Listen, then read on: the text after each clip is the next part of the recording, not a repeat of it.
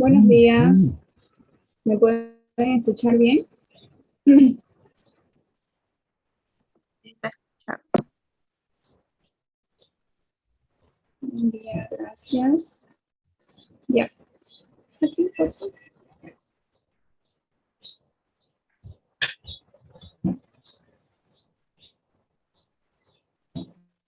Bien, estaba fijando la lista.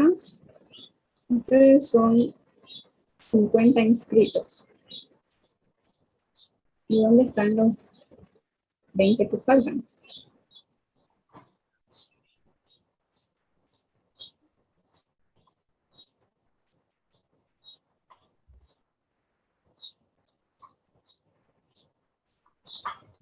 Ya, a ver. ¿Les parece si empezamos haciendo las preguntas para practicar? ¿O todavía no quieren? ¿O quieren empezar de una vez a avanzar?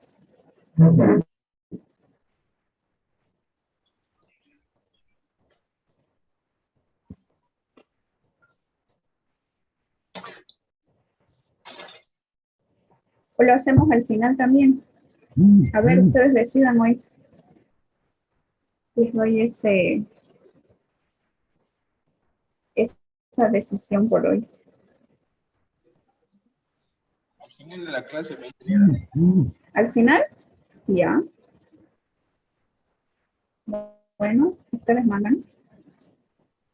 Vamos a empezar entonces. A partir de aquí, a partir de lo que veamos el día de hoy, es lo que ustedes tienen que considerar que se va a incluir en su segundo parcial. Es decir, todo lo que veamos a partir de aquí, ustedes tienen que repasarlo para su segundo parcial, porque la primera parte ya la terminamos.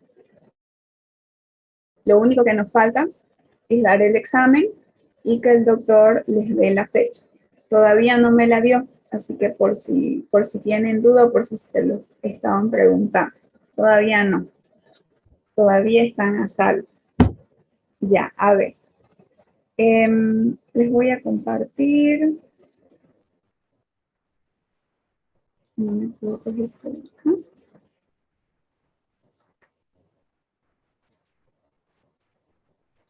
Sí. Vamos a ver el día de hoy ya la segunda parte, donde prácticamente vamos a ver algunos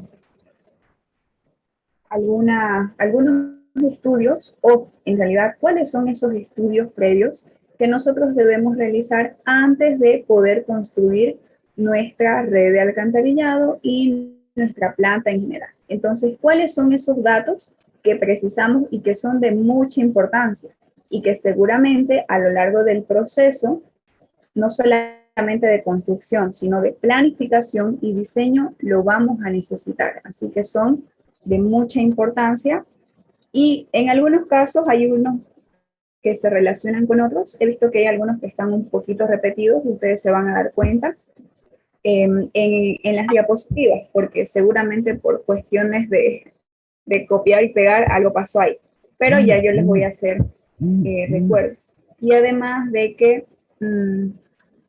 hay una segunda parte igual de los apuntes para las personas que lo adquirieron, que sería esta parte de aquí, que eso es lo único que faltaría, ¿verdad? Ustedes ya tienen toda la primera parte. Ahora, lo que tengo duda yo es que el anterior semestre el doctor me pasó un archivo donde no eran diapositivas, era solamente pura teoría.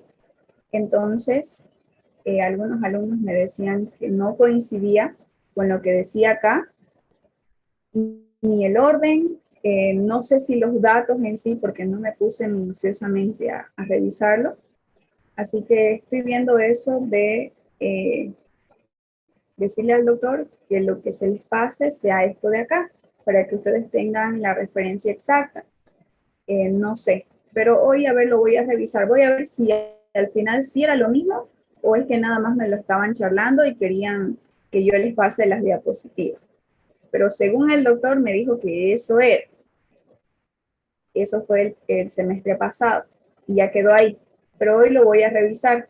Si no coincide, yo le voy a preguntar, porque como esto es de él, entonces él tiene que autorizar para que yo se los pueda enviar. Bien, pero vamos a empezar. ¿Cuáles son esos estudios previos que tenemos que realizar? Por supuesto, todos estos estudios no solamente hace parte de estudiar la zona, sino también de hacer una investigación previa, ¿verdad?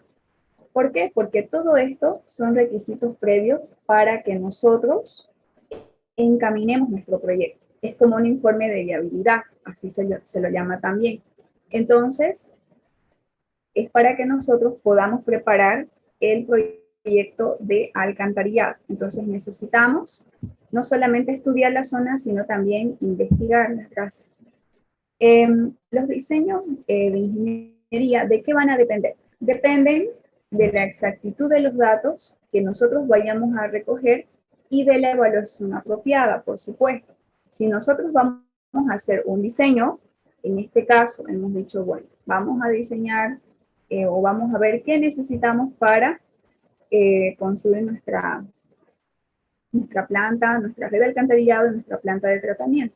Entonces, todos esos datos que vamos a recoger y que vamos a recopilar van a depender de qué.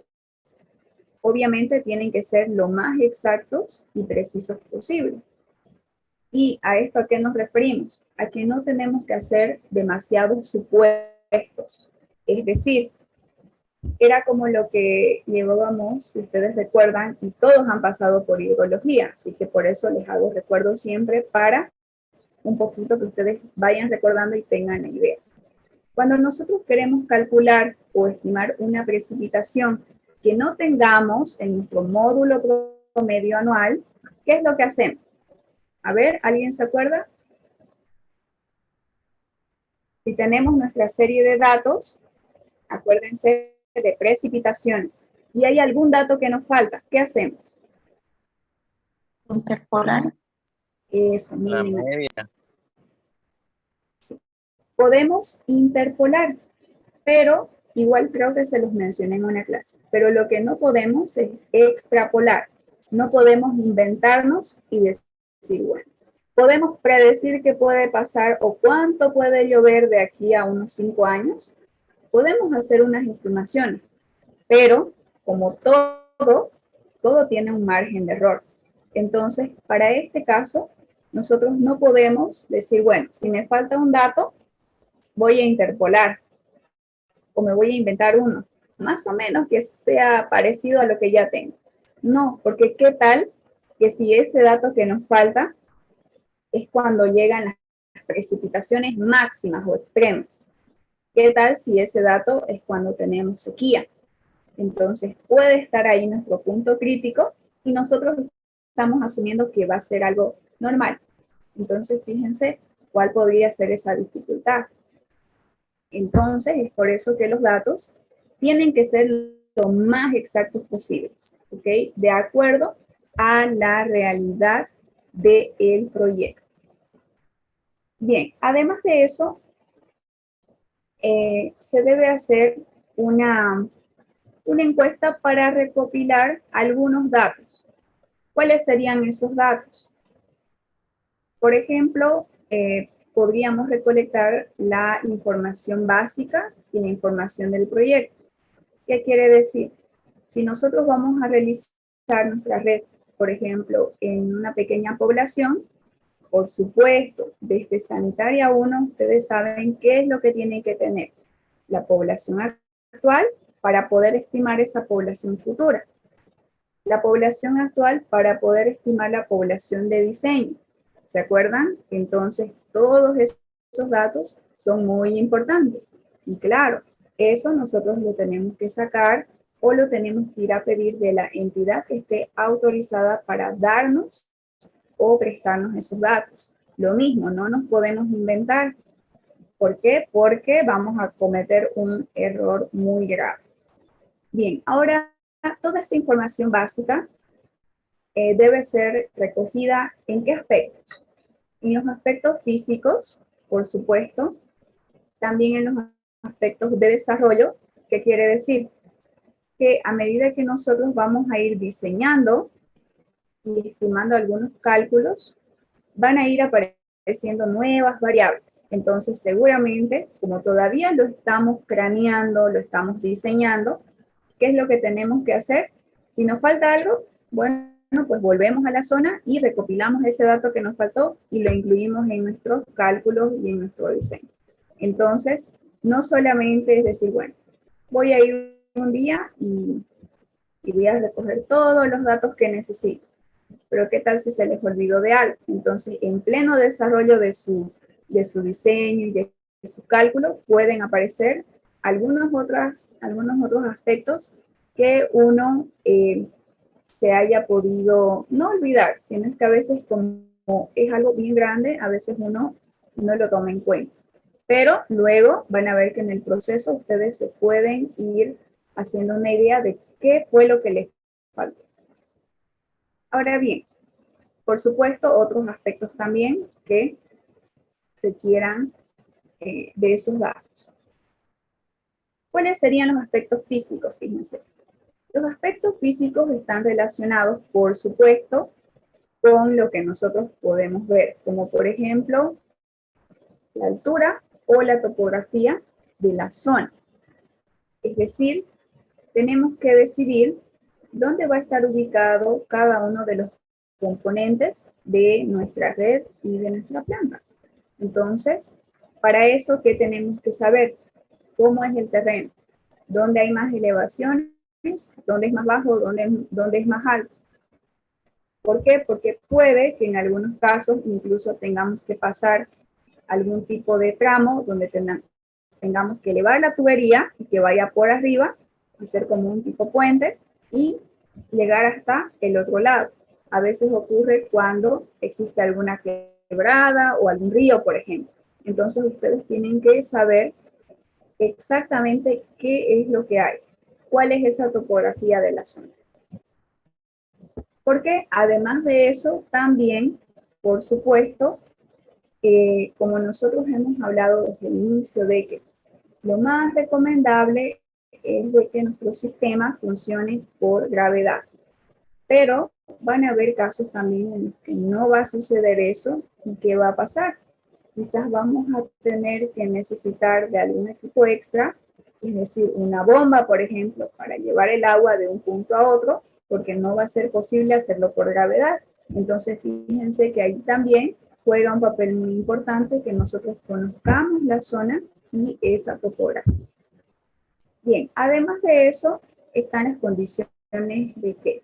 Del subsuelo, es decir, la profundidad de la capa freática y sus fluctuaciones. Es decir, tenemos que conocer, ustedes saben que la red de agua potable también está por debajo del suelo o del subsuelo. Entonces, lo mismo, siempre les digo, en SANI 1, ustedes ya han llevado más o menos cuál es la distancia, ¿se acuerdan? Que hay entre una tubería y la otra. Entonces, ustedes tienen que saber cuáles son las tuberías que están pasando por ahí. Puede ser la de agua potable, la de gas y por supuesto, claro, si hablamos de acá de nuestro país, no tenemos por el momento la parte de la electricidad, pero hay en otras partes del mundo que sí están. Entonces, todo eso lo tenemos que conocer.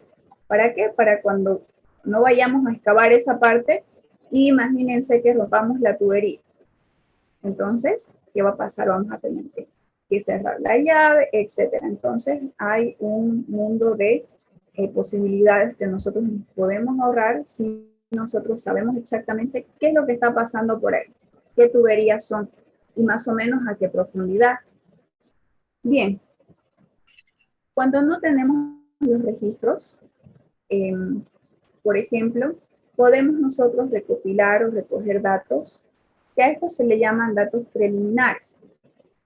¿Qué quiere decir? Que vamos a tener por lo menos 3 perforaciones de prueba o ensayo, que también se le llama ensayo hoyos, fíjense aquí está en el tercer punto, por hectárea. Entonces, Si nosotros no tenemos los datos que les digo que se los deberían de proporcionar, si la zona tiene agua potable, deberían tener ya los planos de las tuberías, por dónde están pasando, etc. Pero si no hay, entonces tenemos que sí o sí hacer este tipo de pruebas o ensayo hoyos, donde se realiza estas perforaciones para poder detectar este tipo de elementos que puedan estar debajo del suelo. Entonces, ese es otro camino también que podemos tomar. No solamente el de poder tener los datos ya en planos, que nos tendrían que proporcionar, y si no los tenemos, entonces vamos a tener que hacer estas pruebas. Y fíjense, si la zona es muy grande, imagínense, esto también nos va a llevar su tiempo, o nos va a llevar nuestro tiempo. ¿Por qué? Porque hay que hacerlo por hectárea. Entonces hay que hacer este tipo de pruebas. Bien, también tenemos, fíjense aquí en el punto número 4, las instalaciones subterráneas, como drenajes de agua, estas podrían ser de tormentas. Las conexiones de servicio de casa de suministro de agua, drenaje, eléctrica y cables telefónicos.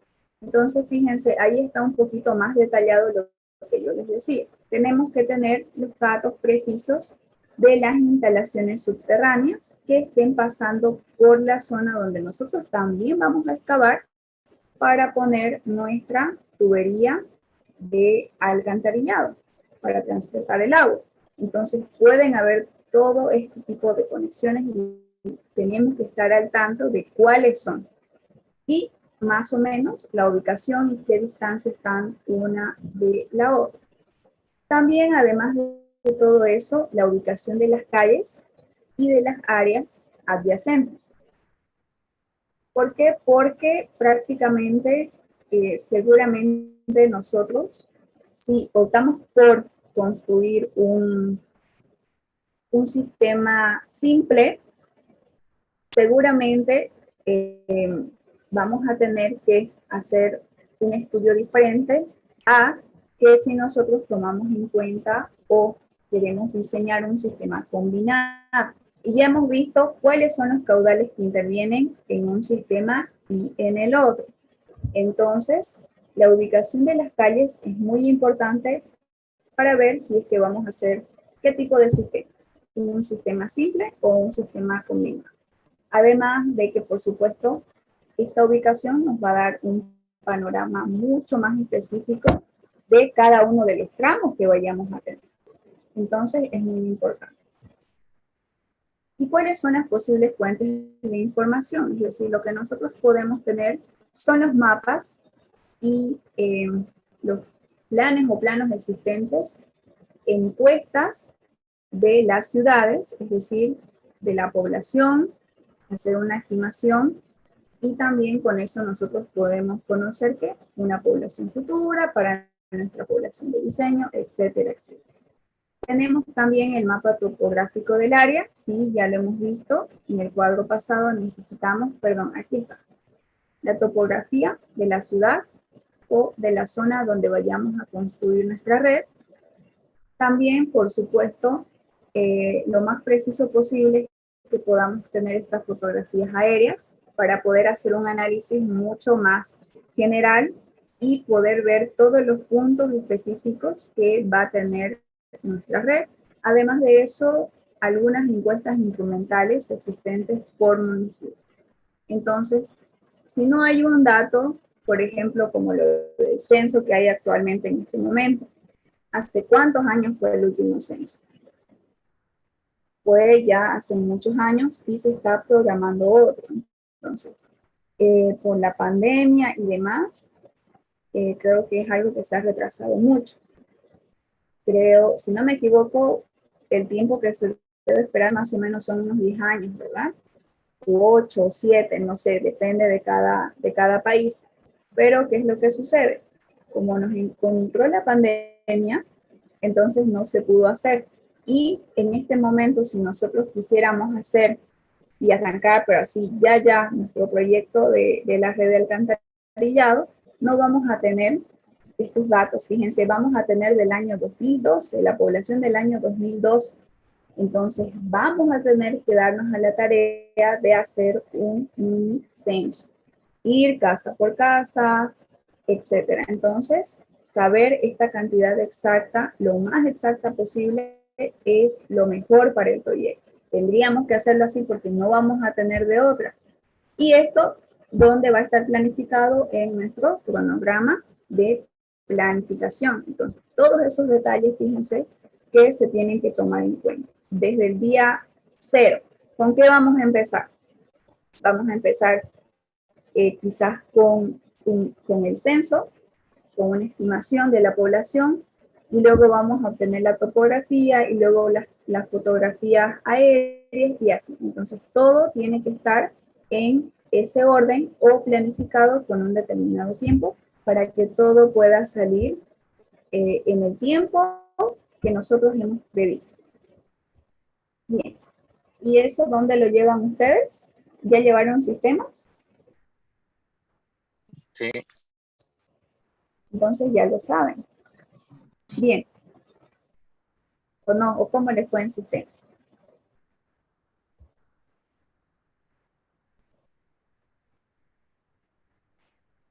Ya, vamos a ver estos aspectos de desarrollo y planificación. A ver, volvámonos atrás para que ustedes vean por dónde vamos. Como no lo tienen aún esto, hemos visto los aspectos físicos. Ahora vamos a ver cuáles son esos aspectos de desarrollo. En estos aspectos del desarrollo y también la planificación, por supuesto, tenemos que saber, fíjense que son varios datos que tenemos que saber. Y por eso que también no solamente se llama el recopilar los datos, sino hacer una investigación completa de la zona, investigar todo lo que se puede.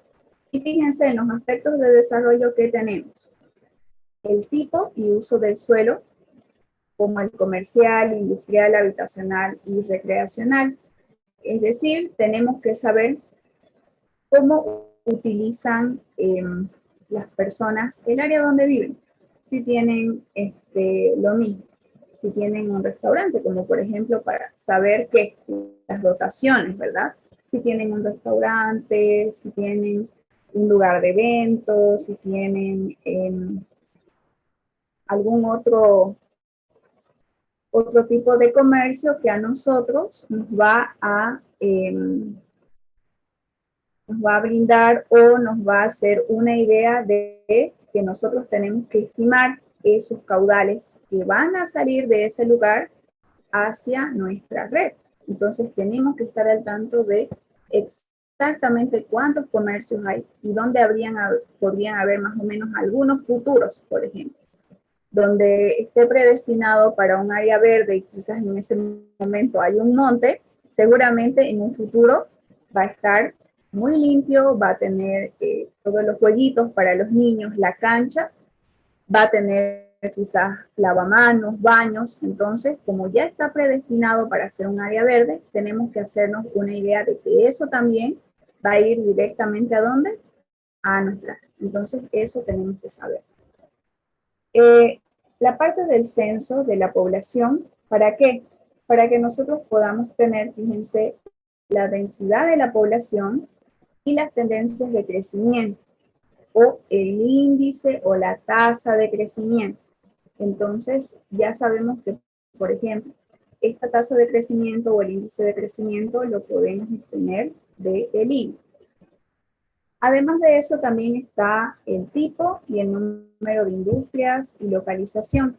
¿Para qué? Para que nosotros podamos saber, les iba a decir, les iba a decir, para que nosotros podamos saber, estoy más grabada hoy que nunca, de verdad, para que nosotros podamos saber cuáles son esos puntos donde se va a descargar el agua residual. Entonces, no solamente saber qué tipos, fíjense, no solamente saber si hay comercios, industrias, sino saber la cantidad exacta. ¿Ok? El tipo aquí está arriba, pero que podamos conocer cuál es esa cantidad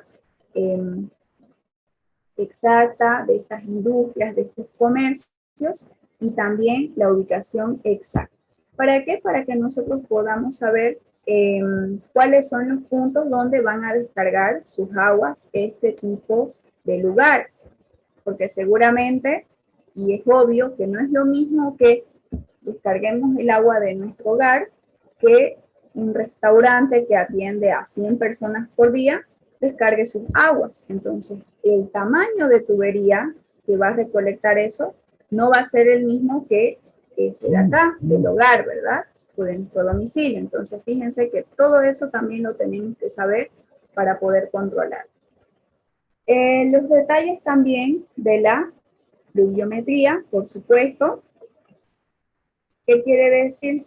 Cuando hablamos de pluviómetro, estamos refiriéndonos al instrumento que nos puede medir las precipitaciones. Si vamos a hacer un sistema combinado, estamos diciendo que vamos a recolectar, el agua de lluvia. Entonces debemos de estar conscientes y tener también algunas estimaciones. Por supuesto, necesitamos nosotros tener el dato de las precipitaciones. ¿Por qué? Porque necesitamos saber cuáles son los meses más secos del año, cuáles son los meses donde llueve más, etcétera, etcétera. Entonces, fíjense que también la parte de la hidrología entra aquí en este estudio. Además de eso, también detalles de las instalaciones existentes de drenaje y alcantarillado. Es decir, si ya han existido antes en la zona, como pudiera ser, el caso de una ciudad. ¿Qué pasa? Quizás ya se cumplió el tiempo de vida que habían pronosticado para la red que ya tienen o con la que cuenta esa zona. ¿Qué va a pasar? Y la quieren volver a construir o quizás hacerla un poco más grande. ¿Por qué? Porque la población cada año aumenta. Entonces, tenemos que saber igual, si ya existió, bueno, saber hasta qué punto está, cuál es ese caudal, cuáles son las velocidades, etc. Entonces, si existen, tenemos que saber también, no solo la de agua potable, como veíamos en el cuadro pasado, agua potable, electricidad, gas, ¿no? Pero si antes ya hubo, igual tenemos que saber. Hablando de la red de alcantarillado. También están las bases del diseño y la información sobre el mantenimiento de la red que nosotros podamos dar. Es decir, nosotros podemos optar por tener estos sitios de evacuación de efluentes y sus condiciones. Entonces, por lo tanto, vamos a tener que tener todos estos datos.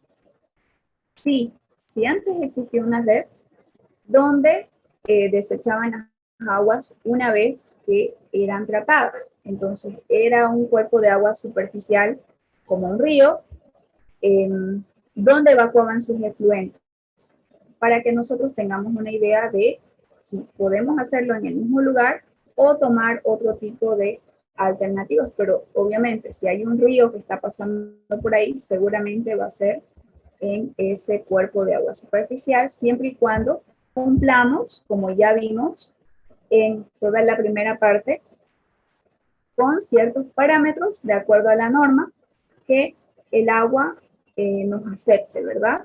¿Por qué? Porque se supone que tenemos que desechar un agua que esté lo más limpia posible para no afectar a la vida que existe debajo del agua. También están los posibles fuentes de información, como por ejemplo, fíjense nuevamente, les decía, estamos repitiendo algunas cositas que ya vimos. Esta parte de los datos y registros de censo lo tenemos que tener, ya lo vimos. Los planes maestros de la ciudad y metropolitanos y planes de uso de suelo. Sería muy bonito hacer un tipo de proyecto donde nosotros podamos ver más o menos este manejo, pero en arquitectura ustedes lo ven un poquito. Si es que ya han pasado o van a llevar, van a ver un poquito esto de acá, de los planes maestros de la ciudad, metropolitanos, planes de uso de suelo. ¿Y qué es lo que sucede? Por ejemplo, si quisiéramos hacer un proyecto aquí a modo de práctica, a ustedes les van a pedir un montón de cosas para que ustedes vayan a la entidad que les puede dar este tipo de planos. Y eso es un obstáculo muy grande para llevar adelante este tipo de cosas. Es lo mismo como cuando era presencial, se hacía proyectos de hidrología. Entonces, yo les explicaba a los alumnos que ellos tenían que tomar datos, por ejemplo, del Sename. A veces los datos no estaban en la página y ellos tenían que ir personalmente. Y allá les pedían cartas, les pedían firmas, que del decano, que del vicedecano, que del docente a cargo, así. Muchas cosas que a veces uno, no sé, literalmente en la universidad, a veces uno no tiene ni el tiempo, ni para que le digan, vuelvo mañana, vuelvo más tarde, que no esté esa persona, vuelvo a la otra semana. Por último, nos dicen, no sé, no podemos darle eso. A veces uno vuelve y al final no le dan. Entonces es algo muy complicado y conflictivo también. Los datos meteorológicos, no se olviden, es muy importante porque nosotros vamos a construir no solamente redes simples, sino también redes combinadas. Entonces, ¿cuánto nos va a llover?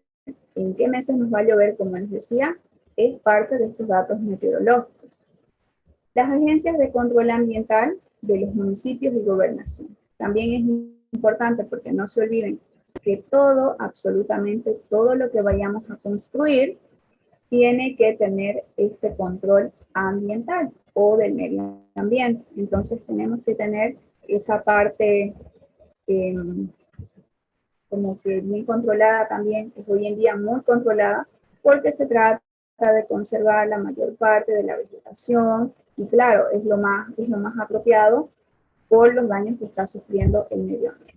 Pero en este caso, como estamos hablando del suelo, también si existen algunas restricciones, es algo que puede formar parte de este estudio ambiental y ver el momento en el que nos puedan aprobar eso para poder comenzar el proyecto. Bien, ahora el punto número 3, ¿cuál era? Era ver esta parte de otros aspectos. ¿Cuáles serían esos otros aspectos? Por ejemplo, algunos cambios en límites por fusión de comunidades adyacentes. ¿Qué quiere decir? Que, por ejemplo, hay municipios muy pequeñitos que a veces cuando las personas van habitando más esas zonas, a veces se llegan a unir o se llegan a fusionar. Entonces hay que ver hasta dónde es el límite exacto de esa zona. Y si en un futuro van a habitar toda la zona, se van a unir, ¿qué es lo que van a hacer las personas? ¿Cuál es su plan de ellos? Porque como les digo, la población cada vez crece más, cada vez hay más habitantes, cada vez ocupan más espacios en la parte del terreno, entonces hay, como les digo, poblaciones o pueblitos que se unen unos con otros y hay. Entonces, otra podría ser esta parte de los límites, porque, por ejemplo, si construimos para una pequeña población y tenemos una población al lado, esa población de al lado puede tender a querer conectarse a nuestra red. Entonces también eso hay que ver. Si ellos van a querer conectarse, entonces eso tiene que hacer parte también de nuestro diseño. ¿Por qué? Porque necesitamos estimar ese caudal que nos van a aportar a toda la red para poder determinar cuál va a ser el diámetro de nuestra tubería. No va a ser lo mismo que para la población que estimamos que va a ser a que otras se sumen. Y además de eso, a veces lo hacen clandestino, sin ningún tipo de autorización y permiso. ¿Y qué pasa? Al final, a la planta vamos a observar que nos va a llegar un caudal mucho más grande y seguramente es porque hay conexiones clandestinas. Alguien se nos ha conectado clandestinamente y por eso nos está llegando más caudal. Entonces, ese tipo de cosas es bueno también saber observarlas. Bien, La viabilidad también de los sistemas multimunicipales está conectado al primer punto, de que, como les decía, puede que uno o dos hasta tres municipios se puedan conectar a un mismo sistema cuando estos son de poblaciones pequeñas, por ejemplo. Pero claro, hacemos las estimaciones de más o menos cómo va a ir creciendo la población para poder llevar adelante nuestro proyecto, nuestro diseño. Además de eso, hemos visto también a lo largo de lo que hemos venido hablando en los temas pasados, de que tenemos que conocer cuál es esa normativa vigente de prevención de la contaminación del agua y también si existen algún otro tipo de normas que se refieran precisamente a la descarga del agua o de los residuos, por ejemplo, no solamente industriales, sino domésticos. Entonces, hay veces que las normas se renuevan o quizás ya no se utilizan.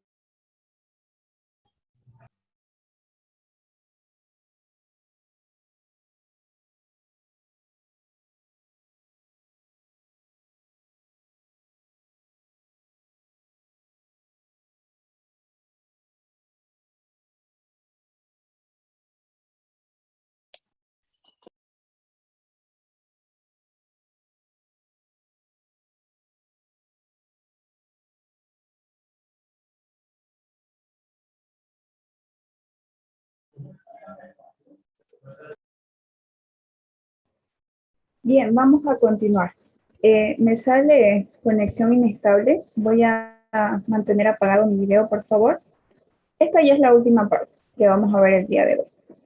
Bien, entonces les decía, tenemos que estar al tanto de cuáles son las normativas vigentes, por supuesto. Si vamos a construir algo, tiene que tener y tiene que cumplir con la norma que está vigente en el país.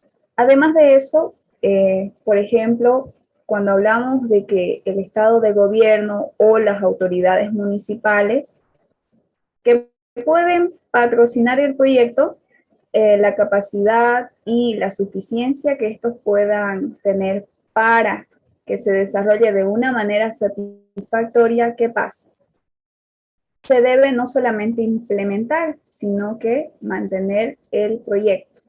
Ahora, esto de acá del gobierno o autoridades municipales que patrocinan, en realidad nadie nos patrocina nada, porque al final de cuentas, lo que sea que se construya en nuestra ciudad, como lo es el alcantarillado, el agua potable, etcétera, nosotros lo pagamos en nuestra factura. Y lo hemos visto también, si ustedes recuerdan, en clases pasadas, donde hablábamos, por ejemplo, de que en otros países el que ensucia paga. Entonces, ¿qué pasaba? Hay una estimación de precios que las personas tienen que pagar, pero eso que pagan en Europa, por ejemplo, ¿cubre qué?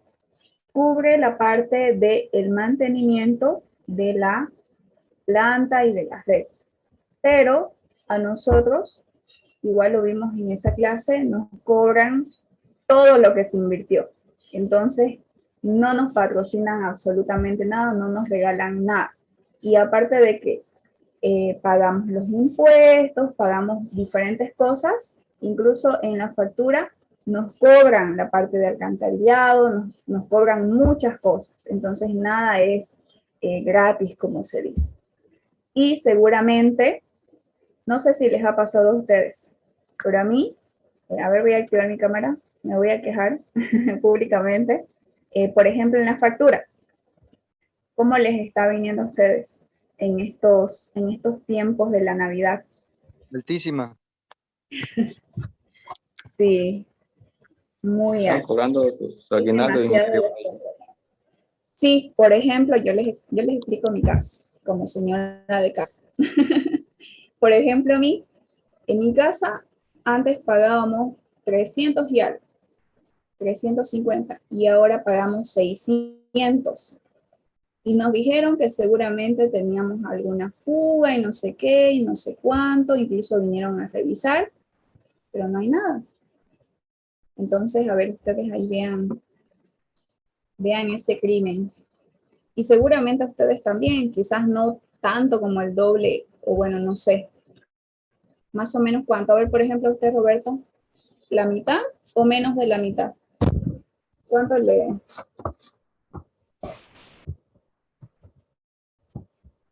están cobrando de más? O alguien que haya visto su factura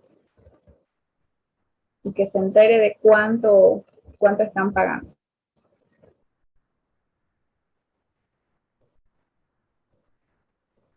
A veces no es tanto el doble, sino un cierto porcentaje, pero ya es algo más que uno tiene que pagar. Ha Entonces, aumentado como un 40%, ingeniero. sí, vieron, entonces no hay mucha relación ahí. Bien, ya como últimos puntos, fíjense qué más tenemos. Los impactos pueden ser provocados a la comunidad cuando durante la ejecución y la viabilidad de que nosotros queramos reducir todo esto al mínimo. Entonces, a veces uno dice, bueno, vamos a invertir esta cantidad o vamos a hacer así, vamos a construirlo, lo vamos a diseñar así, pero a veces, por ejemplo, para diferentes poblaciones, no es el mismo gobierno el que, no sé si decirles da el dinero, sino es que hay personas que son de otros países, como por ejemplo las ayudas porque nosotros somos considerados un país pobre, entonces recibimos ayuda de diferentes países, hablando económicamente, y los mismos países, como por ejemplo Alemania, Francia y algunos otros, sobre todo tengo conocimiento de Alemania, que por ejemplo, allá en el pueblo de donde es mi mamá y mi abuelita, mi Mayrana, se está construyendo la planta de tratamiento, van a poner el alcantarillado, van a poner la red de alcantarillado, pero eso, o sea, como le dicen a la gente, ¿no? Que esto lo hace el gobierno, no sé qué, pero en realidad son empresarios de Alemania. De ahí viene el dinero, de ahí está viniendo.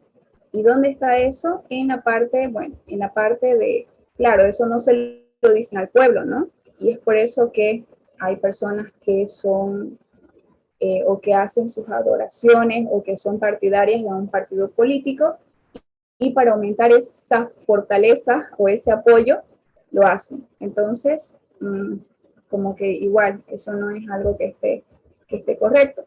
Y sin embargo, son empresas o son inversiones que vienen de otros países y no de nuestro país. Pero ¿qué pasa? Lo pagamos nosotros. Ahora, no me pregunten por qué, porque no lo sé. No sé por qué no los cobran, si es algo que... Y eso les va a venir a ellos en su factura. Entonces, ahí está la duda. Bien, ¿cuáles son las posibles fuentes de información para estos aspectos que estamos viendo? Por supuesto, están las leyes nacionales. ¿Para qué? Para que nosotros podamos saber cuáles son o cuál es la normativa vigente que tenemos actualmente en el país, que si no me equivoco, era parte de una tarea que tenían. Además de eso, las leyes y los estatutos departamentales y municipales. Porque no se olviden que cada departamento y cada municipio tiene su estatuto. Entonces, hay que conocer cuál es la parte, por ejemplo, para el uso del agua y para el desecho de la misma. Entonces, es algo que nosotros tenemos que conocer. Bien, vamos a dejarlo hasta ahí porque fíjense que es bastante largo. Pura teoría. La próxima clase vamos a continuar. Con el aguinaldo incluido cobran el doble, dice su compañero. Voy a dejar de compartir. Voy a tomar la lista, por favor, para ahorrarme en la noche el trabajo de estar copiando de mi captura de pantalla. Hoy quiero descansar de eso. A ver, Les voy a compartir, bueno, no, aquí nomás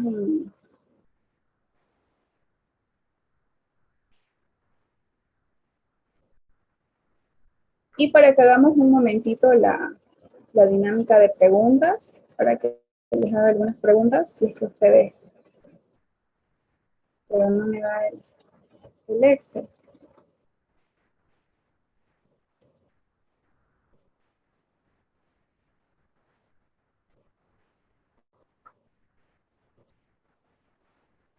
¿Ya se quedó fecha de examen? No, todavía no. Gracias. Ay, no sé por qué se me colgó el Excel. No me permite apretar ninguna casilla y necesito para copiarlo en la...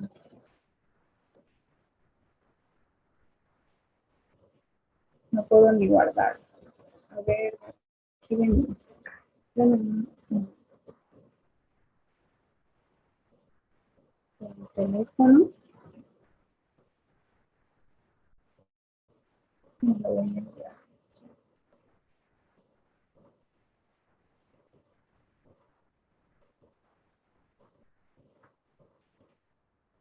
No sé por qué se colgó.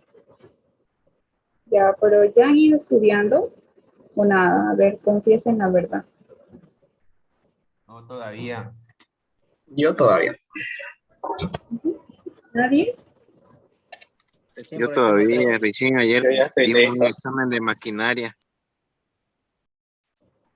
¿Ayer dieron de maquinaria? Sí, ¿Y de qué más tienen? De todas las materias, me imagino. HP, H2,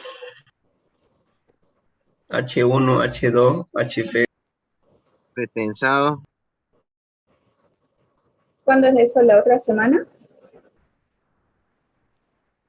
¿Que viene? Entre el 10 y el 12 estamos. Este lunes. A ver, ¿qué fecha es hoy? Yo estoy más perdida que...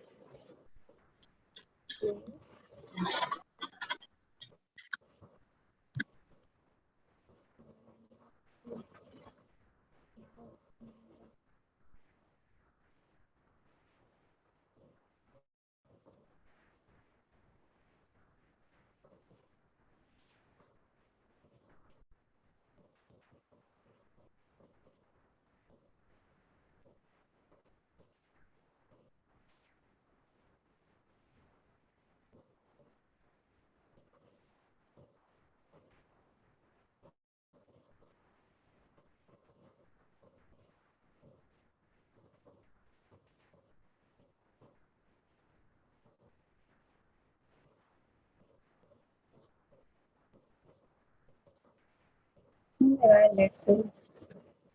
No sé si...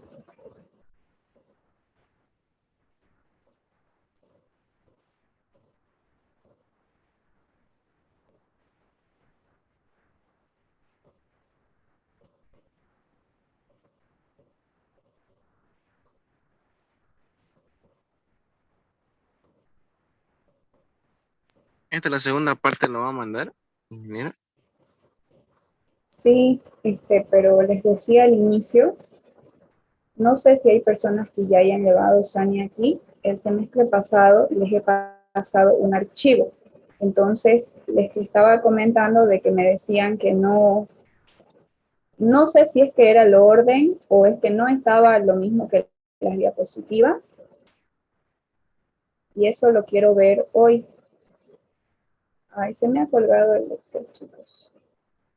No sé si es que ustedes no quieren que les tome lista o me están hackeando o qué pasó. Miren, no me da. Le doy acá, o sea, está colgado esto. A ver, voy a ver si lo puedo de mi teléfono abrir. Es que necesitaba copiar los nombres de ustedes para que hagamos un sorteo en la ruleta y así hagamos las preguntas para que sea más dinámico y no sea aburrido. Pero no me funciona. A ver.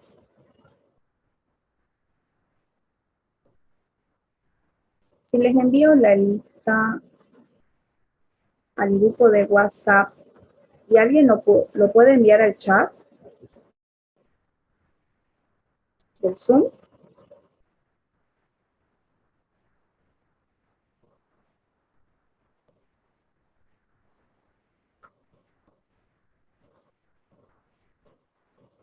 Y tampoco lo puedo, pero tampoco me va a abrir, ¿no? Porque no me deja ni cerrar esto que tengo. Y tampoco me deja usarlo. Ingeniera, ¿Sí? eh, ¿todas las clases ha estado tomando asistencia? No, no de esta manera, porque yo me saco una captura de todos los participantes y ya yo eso lo pongo a mi lista ya con calma y tengo las listas. Ingeniera, disculpe, ¿será que me puedo retirar de la reunión por motivo de trabajo? ¿Va a disculpar? Ya, no hay problema, Para que me tome la asistencia, porfa. ya, pero no me funciona esto. Voy a tomar la captura nomás entonces, a ver antes de que se salga. ¿Ya?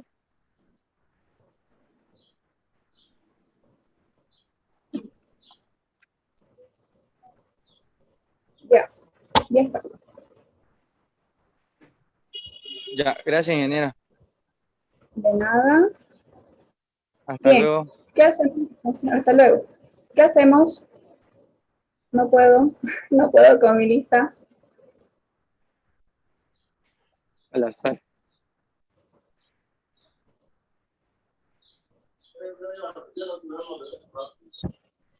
Ya, a ver, por favor, les voy a pedir que activen sus cámaras antes de que se lleven una tratada como los tratados de obras.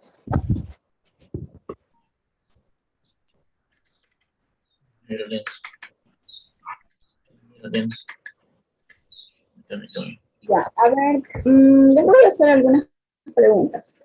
Ah, y otra cosa que les voy a contar así. No sabía yo que la clase era hasta las 11:30. Yo pensé que la clase era hasta las 11 menos cuarto u 11. Entonces me di cuenta de que yo los dejaba ir súper temprano. Y había sido hasta las 11:30. O es que me estoy equivocando. En el grupo está, ¿verdad? El horario. Los martes, sí. Los dos días son hasta las 11:30. Y claro, ustedes no me iban a decir, no, ingeniera, es muy temprano, la salida es a las 11:30. Ya, a ver, vamos a practicar un poquito. Les voy a hacer, a ver, tengo aquí algunas cosas que me noté para hacerles algunas preguntas. Y así, a ver, ustedes vean, bueno, pero si me dijeron que no han estudiado, entonces, ¿cómo van a responder? Sería la otra clase, ingeniera. ¿Cómo dice? Sería mejor la otra clase, las preguntas.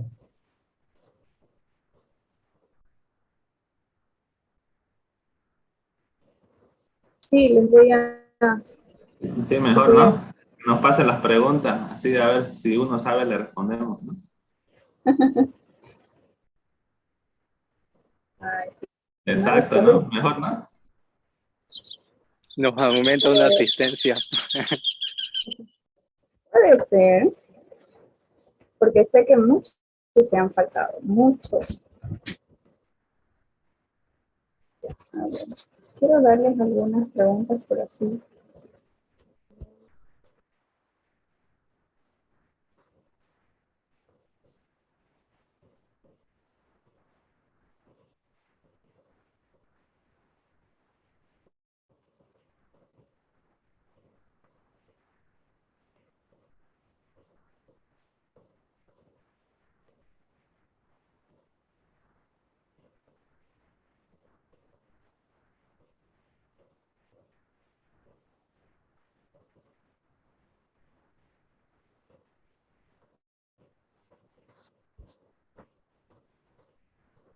Ya, a ver esta de acá si ustedes se acuerdan. En uno de los primeros temas hemos hablado bastante, por ejemplo, de algunos componentes o algunos dispositivos que tiene la planta. Entonces, hay un dispositivo que se considera la parte central de todo el sistema, o el núcleo central. ¿Cuál es ese? El reactor biológico. Sí, exactamente. ¿Quién me respondió?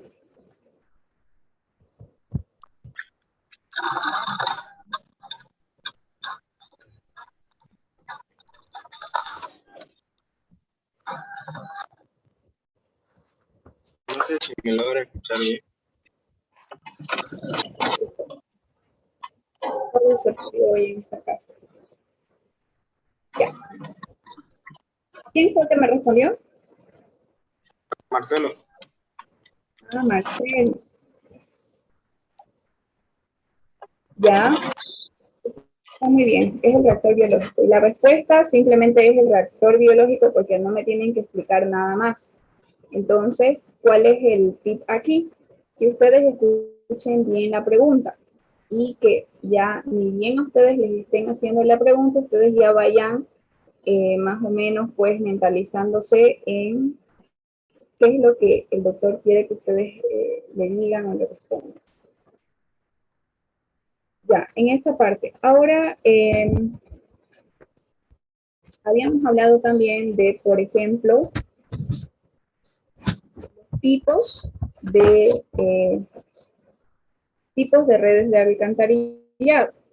Entonces, en esta parte hemos visto algunas definiciones, pero, por ejemplo, a ver,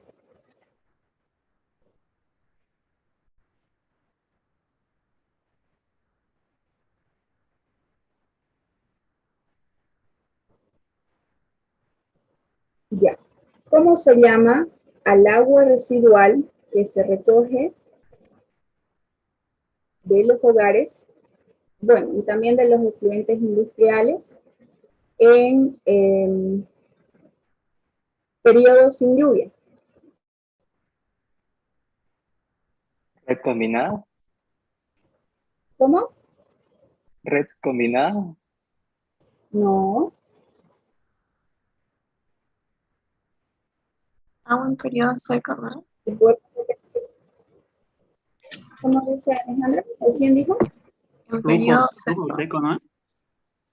Tiempo Flujo de seco. Eso es.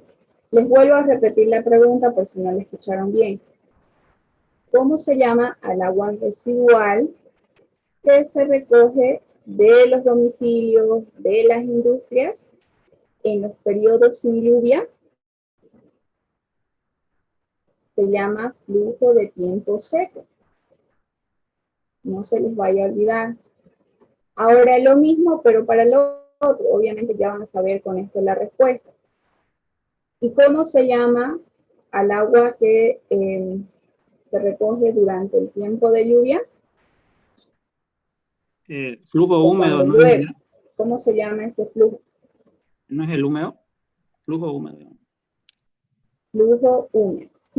Flujo de tiempo húmedo o flujo de lluvia también. Así que, fíjense, ahí ya van esas dos.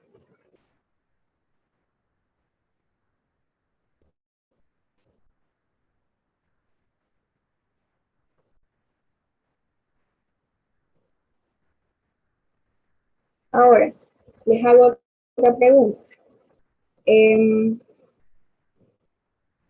es lo que a ustedes les puede determinar? O, por ejemplo, con lo que ustedes digan, saben que con este caudal tengo que diseñar mi red. Este caudal tiene que tener. Pero, ¿qué es ese factor que les va a determinar el caudal? Porque no se olviden que el caudal es algo muy importante, que es lo que va a llegar a la planta. Pero, ¿qué es lo que ustedes tienen que considerar para determinar ese caudal? A ver, ¿se acuerdan?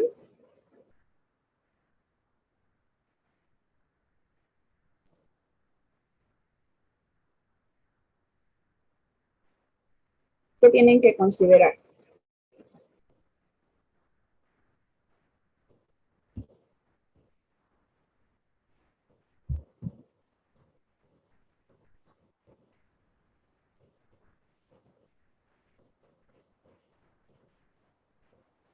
A ver, ustedes me dirán, bueno, lo vamos a diseñar con el flujo máximo. Pero para saber cuál es ese flujo máximo, ¿qué tienen que considerar?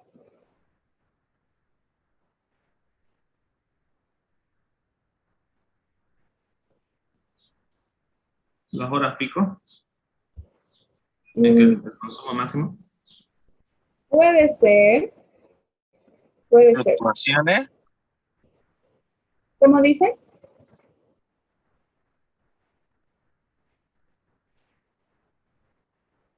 No escuché, ¿quién dijo algo?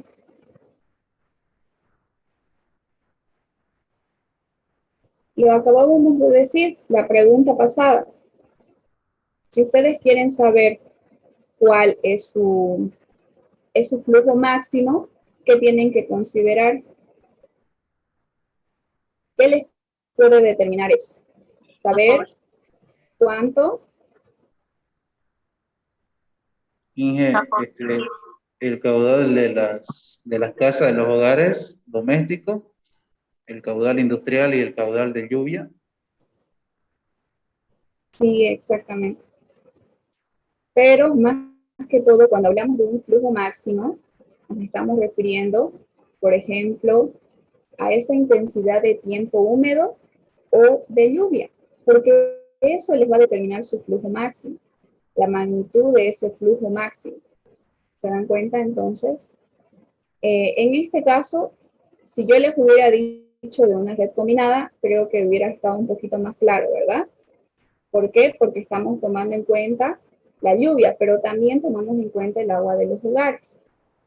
Pero si no les digo eso, ustedes tienen que saber que está relacionado con qué? Con los periodos de lluvia o ese tiempo húmedo del que estábamos hablando hace un momento. Entonces, eso nos va a determinar el flujo máximo. De todas maneras, porque a ver, si solamente voy a hacer una red combinada y ya, voy a tomar en cuenta, a ver, de los hogares, tanto es mi caudal. Pero si estoy haciendo una red combinada, ¿qué pasa? Necesito tomar en cuenta el agua de lluvia. Entonces, a ese caudal de los hogares, de las industrias, etcétera, le voy a sumar ¿qué? Le voy a sumar ese tiempo húmedo o esa cantidad de lluvia. Y ese de ahí, ambos, ese conjunto, me va a determinar mi flujo máximo. Ahora sí, ¿les quedó un poquito más claro?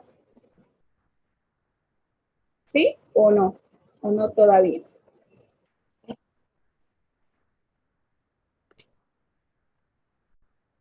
Ingeniera, ¿podríamos responder también si nos pregunta de esa forma las características hidráulicas? ¿Cuáles son esas características? Genial, entonces por lo tanto la respuesta sería, ¿cuál sería la respuesta entonces a la pregunta que nos hizo? La respuesta sería la intensidad de tiempo húmedo o de lluvia. Eso les va a determinar.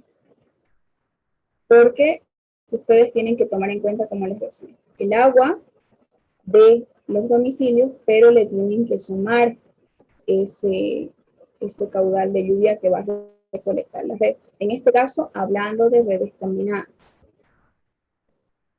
Entonces, ambos me darían esa magnitud del flujo máximo. ¿Se dan cuenta?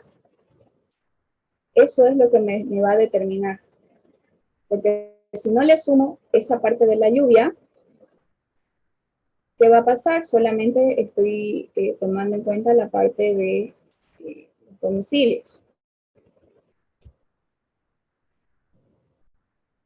Ingeniera, también se podría decir en lugar de intensidad de tiempo húmedo, el flujo de tiempo húmedo. Sí, también. También está correcto. Ya. Ahora, a ver, continuemos. ¿A qué llamamos flujo de tiempo seco?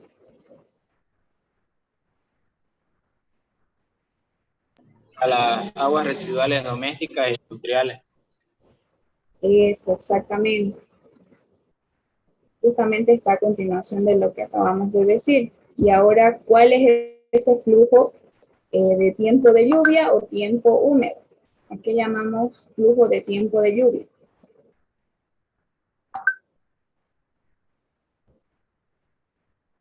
Al que contiene las aguas de lluvia, digamos, las aguas pluviales. Es la carga hidráulica máxima de la que podemos esperar a la planta de tratamiento. Ya, está bien, va por ahí. ¿Qué me dijo usted, Marcelo?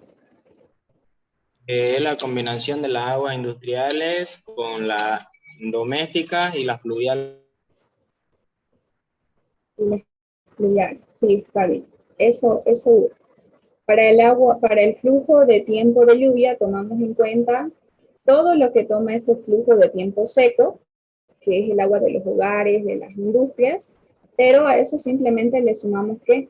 Le sumamos el agua de lluvia. Y fíjense, ustedes lo tienen ahí igual en sus apuntes. Entonces, fíjense que ahí también ustedes se pueden dar cuenta que prácticamente esto me va a determinar mi flujo máximo. ¿Por qué? Porque engloba todo.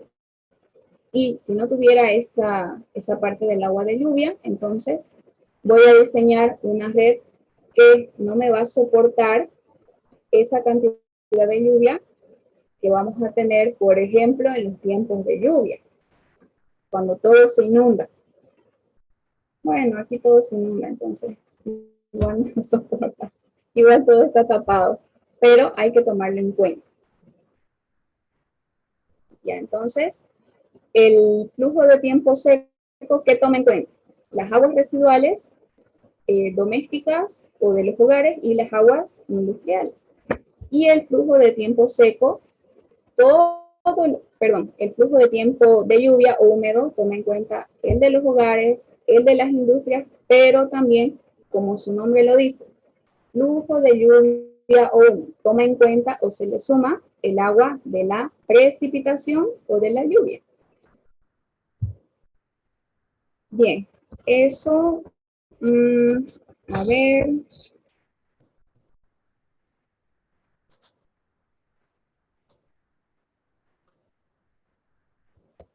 Esta de acá, la he escuchado esta pregunta. A alguien que tuvo mala suerte le tocó. Lo voy a decir así. Es que es algo muy específico que lo hemos visto en la clase y que ustedes lo tienen, a ver. Bueno, no les voy a decir todavía dónde, pero primero la pregunta a veces que no pueden responder. ¿A qué nos referimos cuando hablamos de la polaridad? ¿O qué quiere decir polar? Cuando el agua puede tener más o menos características, si no me equivoco, y puede ser es un solvente en el cual puede adaptarse a un líquido, por ejemplo, el azúcar y el agua. Puede asociarse y adoptar esa esencia. Entonces, a eso nosotros llamamos que algo es polar. Y les voy a decir dónde lo tienen. Lo tienen ustedes en el tema número 3, en la tercera diapositiva, donde dice los principales contaminantes en el agua residual doméstica. Punto número 1.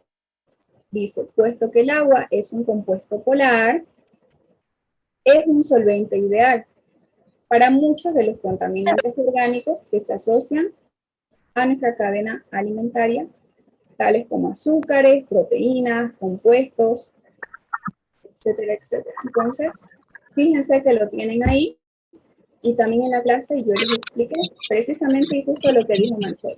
¿Qué quiere decir polar? Les dije. Que tiene, obviamente, sí, no solamente les pueden decir qué quiere decir polar, sino qué es polaridad, qué es la polaridad en el agua. Es como el agua se puede asociar con cualquier otra sustancia. Es decir, es por eso que se llama un solvente ideal. Y eso lo tienen ahí descrito también.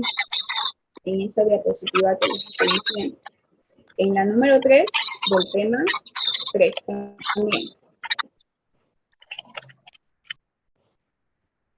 Bien, ¿les quedó claro esa parte de la polaridad? Y fíjense que eso, no, el semestre pasado creo que no pude ingresar a ningún examen, pero el anterior y el anterior vi que, bueno, fue la única pregunta que me acuerdo, que nadie pudo responder. Entonces, fíjense que ahí está. Ya lo respondió Marcelo. Por suerte no fue hoy de excepción. Pero para que los demás igual lo aprendan, ya lo saben, repásenlo y anótense. Ya son las 11. ¿Quieren más preguntas? ¿Seguimos o ya no? Y más preguntas. Sí, ingeniera. ¿Sí? ¿Quién estaba preguntando? Ah, ya, perdón, dijo más preguntas. Yo entendí una pregunta. Ya. ¿Seguimos, Jennifer? Sí. Ya. A ver, otra pregunta. Quiero hacerles como que así las más buscadas para que ustedes vean.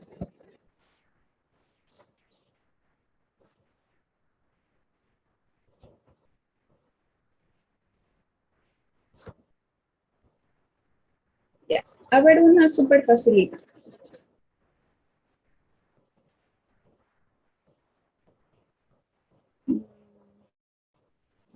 Mejor esa. Aquí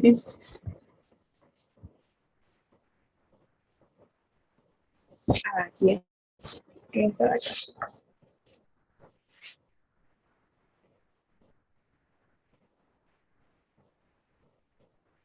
Ya. ¿Cómo está compuesta el agua residual? De acuerdo, o sea, ¿cómo está compuesta? ¿En qué porcentaje está compuesta el agua residual de agua y de materia? ¿Se acuerdan? ¿En qué porcentaje? El 99.9 es agua y el Ya. 0.1 es de sólido, de materia. Materia, eso exactamente. Ahora, enlazado a eso, la materia que proviene de la composición del agua residual, ¿cómo está compuesta? El 70 sería orgánico, 70% orgánico y 30 inorgánico. Eso es, exactamente, está muy bien. El 70% de esa materia contaminante es que es orgánica y el 30% es inorgánica. Fíjense que de ahí ya van 3 preguntas de ese mapa mental. Ustedes también lo tienen ahí como un mapa mental, pero no sé de qué tema es, creo que es el tema 3. Ya, ahora fíjense, a partir de ahí se puede hacer otras 2 preguntas. ¿Cuál es esa composición orgánica del agua residual? En este caso, de la materia orgánica. Las ¿Cuál sería? proteínas, carbohidratos y grasas. Sí, eso, exactamente. ¿Y cuál es la composición inorgánica? A ver, ¿cuáles son esos compuestos inorgánicos de esta materia orgánica? Sales, metales. ¿Más? Y residuos de partículas. Pueden ser residuos, partículas, está muy bien. Entonces, fíjense, de ahí de ese pequeño mapa mental ya han dicho 1, 2, 3, 4, 5 o 6 preguntas. Está muy bien, van bien por ahí. Es muy importante, ¿por qué? Porque acá vamos a continuar entonces. Ya.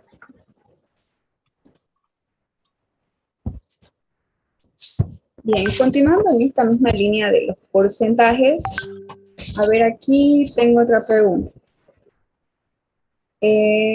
¿Cuál es la cantidad aproximada que existe de sólidos totales en una planta de tratamiento, o bueno, en las aguas residuales. Les vuelvo a repetir, ¿cuál es la cantidad aproximada que existe de sólidos totales en la composición del agua residual?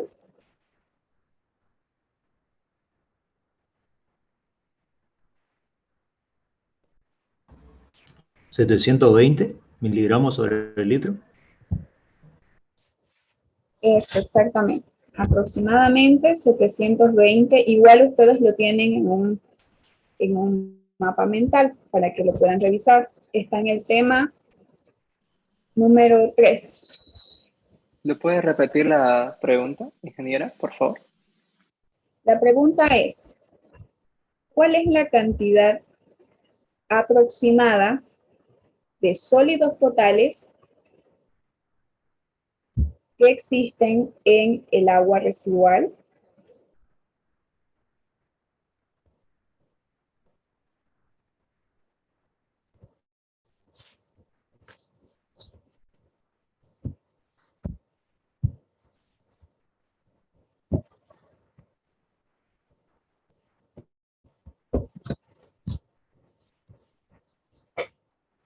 Bien, ahora a ver, otra más.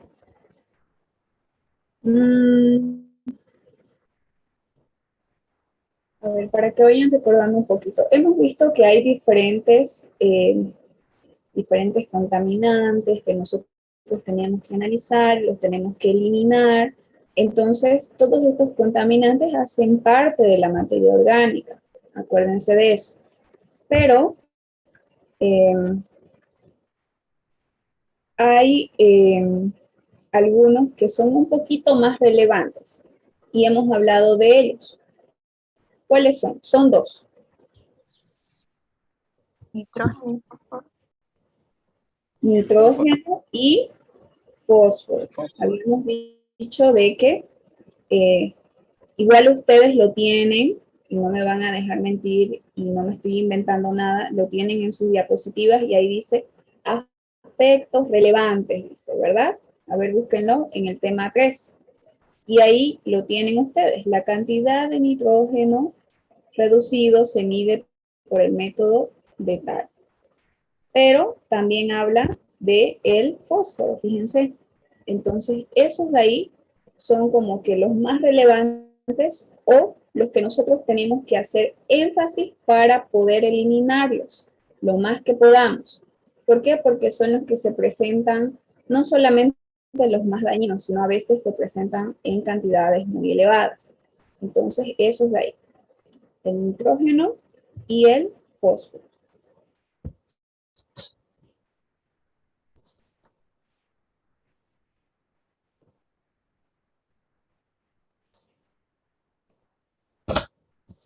Ya, cuando hemos visto la parte de, por ejemplo, para poder estimar la de Kuo, ¿cómo se llama ese proceso o ese experimento que se realiza?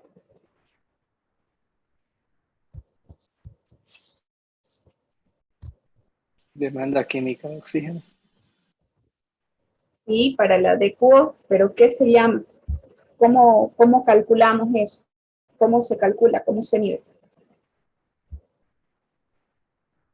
Se usa un agente oxidante fuerte, en este caso el bicromato. Se hace a pH bajo, a 150 grados y... ahí me quedé. No, está bien, eso es. Habíamos visto de que se hace a través de un equipo, ¿verdad? Entonces, eso se tiene que calentar a 150 grados aproximadamente. ¿Y qué más? Y no se olviden que en la respuesta, como les digo, hay siempre algo clave. ¿Cuál sería lo clave? El agente que se utiliza para este proceso es ese bicromato. Entonces, si ustedes no dicen eso, les está faltando la mitad de toda su respuesta. O de otra manera, fíjense que para preguntas teóricas pueden ser de atrás para adelante, de un lado para otro, etc. Podría ser también cuál es el agente o cómo se llama el compuesto que se utiliza para realizar la prueba de la DQO. Entonces, ¿cuál es la respuesta? El agente oxidante es el dicromato, nada más. Esa sería la respuesta. Bien.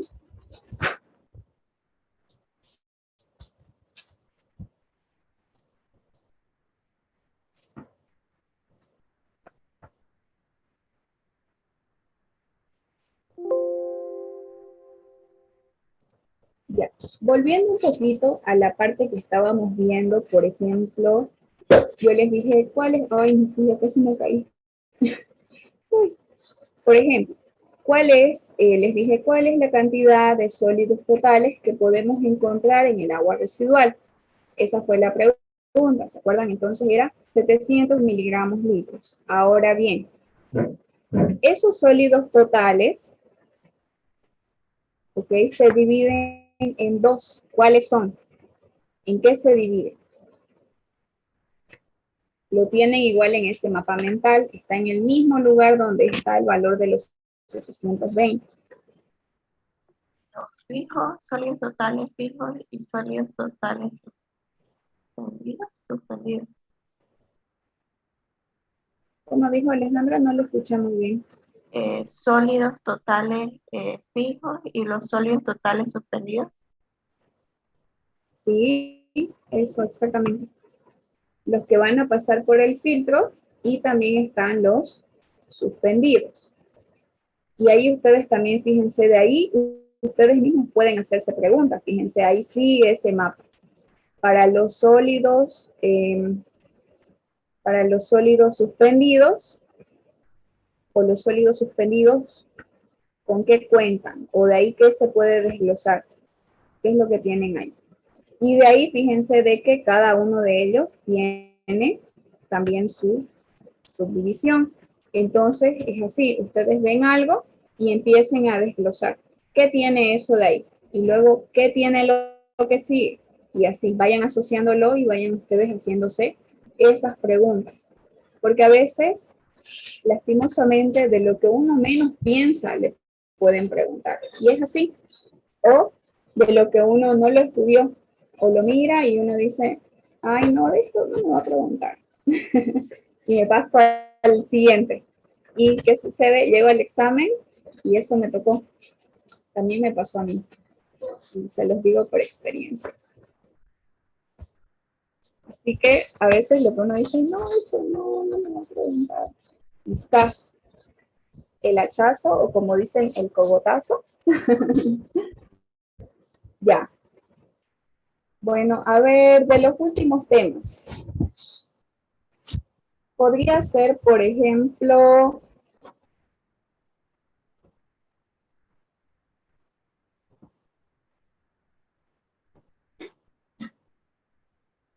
ya hemos hablado de la DQO, pero ahora, ¿cómo se determina la DBO?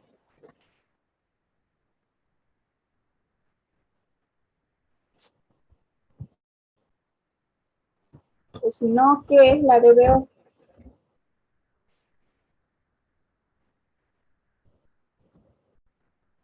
¿Es la conversión microbiana de la materia orgánica? Sí, exactamente. Estamos hablando biológicamente, ¿verdad? A eso se refiere con la DBO. Ahora bien, ¿cuáles son en este caso, el análisis que se realiza para la DBO está de acuerdo al tiempo, ¿verdad? Y habíamos dicho, bueno, estas de acá son las más utilizadas. ¿Cuáles son esas? ¿Cuáles son esas preguntas? De acuerdo al tiempo, existe una DBO última, pero antes de la DBO última, ¿qué podemos tener? La DBO 5 y 7 y la DBO 7. DBO 5, eso, muy bien. La DBO 5 o la DBO 7, que son las más utilizadas. antes de llegar a la DB última, o bueno, si utilizamos la DBO7, entonces ahí estará la DBO última, o si utilizamos la DBO5, ahí estará la DBO última. Ya.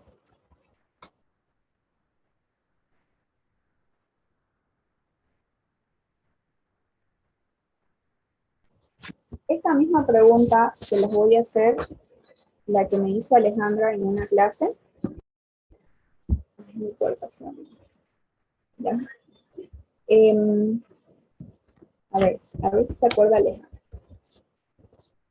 Y me corregí porque yo le dije una respuesta que era de la de QO y no era de la DBO, porque en esta parte ya estábamos hablando de la DBO.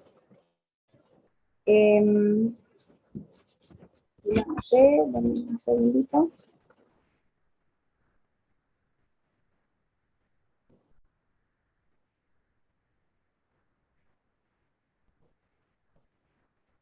¿Cuáles son los 3 procesos para determinar esa cantidad total de oxígeno que utilizan las bacterias? Oxidación, síntesis y respiración endógena. Oxidación, síntesis y llegamos por último a esa respiración endógena. O también se le llama degradación de la materia orgánica. Entonces, esos son los 3 procesos. Y cómo lo pueden o dónde lo pueden ver en la página 6 del tema número 4. Ahí lo pueden encontrar. Que son prácticamente la parte donde teníamos las ecuaciones. Entonces, son esos 3 procesos. Primero dijimos qué es lo que sucede. Primero sucede este proceso de la oxidación. ¿Por qué? Porque necesitamos de la energía. Con la energía nosotros podemos, una vez que ocurre eso, se puede dar la fotosíntesis, habíamos hablado de eso, ¿se acuerdan? Etcétera. Y por último llegamos a esa respiración endógena o a la degradación, que a esto también se le llama productos mineralizados. Bien.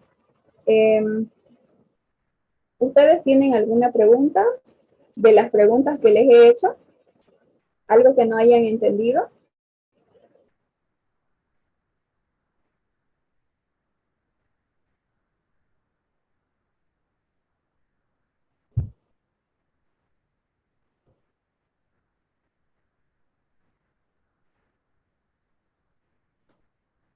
Bien, entonces me parece que hasta aquí lo podemos dejar. Si gustan, en la próxima clase podemos continuar con las preguntas para que ustedes puedan practicar un poquito más. Ingeniera, para la próxima clase. Continuamos. Sí, perfecto, ingeniero. ¿Será una clase de pregunta, ingeniero? No creo que nos dé el tiempo, porque si les doy una clase entera, nos vamos a retrasar en el avance. Y vamos a llegar hasta Navidad, Año Nuevo, y Reyes, etc. No sé si ustedes saben si hay una fecha límite ya para finalizar el semestre. El 17. 17 de enero. Pero esa fecha es para entrega de nota, hasta el 17.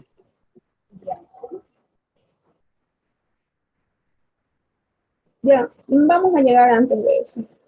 Vamos a terminar este mes.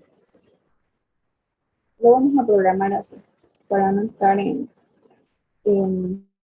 pero, o sea, ¿hay libre para Navidad?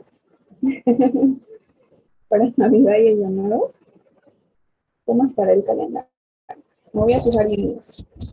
Ya, pero bueno. Sí. Imagínense pasando clases nosotros, ¿no?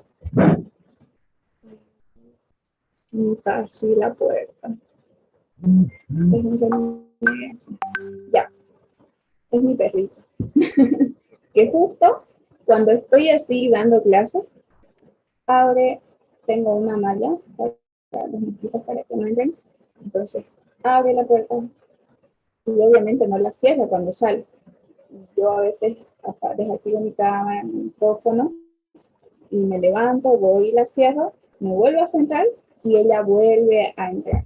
Y la vuelve, o sea, así, yo ando peleando. Y un día me pasó en hidráulica 1 que yo había dejado mi micrófono activado. Desactivé mi cámara, pero no desactivé mi micrófono. Entonces, obviamente, como yo ya estaba hasta aquí, entonces soy una persona normal que también a veces cuando me enojo digo malas palabras. Cuando me enojo ustedes me podrán ver así, pero también si me enojo, pero me enojo de verdad, a veces digo malas palabras. Claro que no a las personas, sino yo reniego aquí, para solamente escuchar yo. Y entonces dije dos malas palabras. Dije dos malas palabras. Porque yo sé que así ella es como que sabe que me enojo y ya como que se tranquiliza. Así que dije dos malas palabras y todos los de hidráulica 1 me escucharon. Y me preguntaron si estaba bien y no sé qué cuántas cosas más. Y yo me moría de la vergüenza, pero bueno, al final soy igual que ustedes.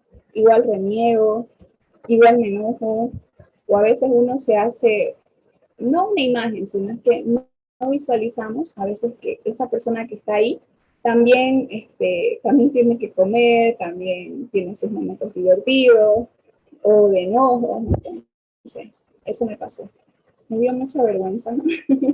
Pero bueno, fue lo que me pasó por descuidar, por dejar mi micrófono activado. Ahora siempre tengo más cuidado, más cuidado con eso.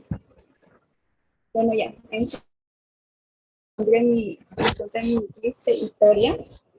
Nos vemos entonces el día martes, y cualquier cosa de la fecha o si hay algo para el examen, yo les voy a avisar. Pero vayan repasando, vayan estudiando y espero que el día martes, cuando practiquemos un poquito más, ya ustedes estén un poquito más preparados o tengan por lo menos una idea. A veces uno tiene una idea y no está lejano a lo que sería lo acertado o la realidad. Entonces, lo vamos a ver el día martes. Bien, que les vaya muy bien, que tengan buen fin de semana. Y como dicen por ahí, sean felices y no estén muy estresados. Que les vaya muy bien en sus exámenes y en todo lo que tengan. Hasta luego. Hasta luego, gracias. Hasta luego, Inge.